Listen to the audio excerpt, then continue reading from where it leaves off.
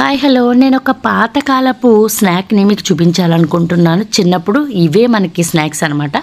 ఇది ఏంటంటే కొబ్బరి, బెల్లము, ములక్కాడ పరమాన్నం అనమాట, బియ్యం కూడా.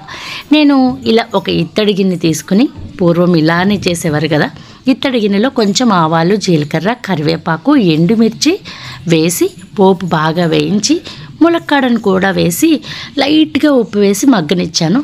తర్వాత కొబ్బరిని తురుముకుని, ఫస్ట్ కొబ్బరిని తురుముకుని నానబెట్టిన 2 అవర్స్ ముందు నానబెట్టిన బియ్యాన్ని కూడా రుబ్బుకుని, రెండు కలిపి రుబ్బుకుని పల్చగా పక్కన పెట్టుకున్నాను.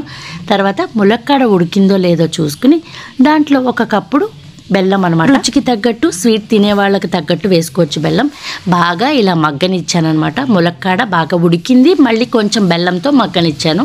ఇవి మగ్గింది అనుకున్న తర్వాత, బెల్లం అంతా కరిగిన తర్వాత ఈ బియ్యము, కొబ్బరి మిక్సీ చేసి పెట్టుకున్నాను కదా, దాన్ని అంతటిని పల్చగా చేసి ఇందులో వేసుకున్నాను. కొంచెం దగ్గర పడ్డాక మనం దింపేసుకోవడమే. వేడిగా తింటే దీని టేస్ట్ అదరహం అనమాట. చిన్నప్పుడు మనకి స్నాక్స్ కావాలంటే ఇవే చేసి పెట్టారు. మంచి హెల్దీ ఫుడ్ కూడా. వాళ్ళకి ఈ పూర్వకాలపు ములక్కాడ పరమాన్నం తెలియకపోవచ్చు, కానీ టేస్ట్ అయితే చాలా చాలా బాగుంటుంది. ఒకసారి ట్రై చేయండి. Thank you.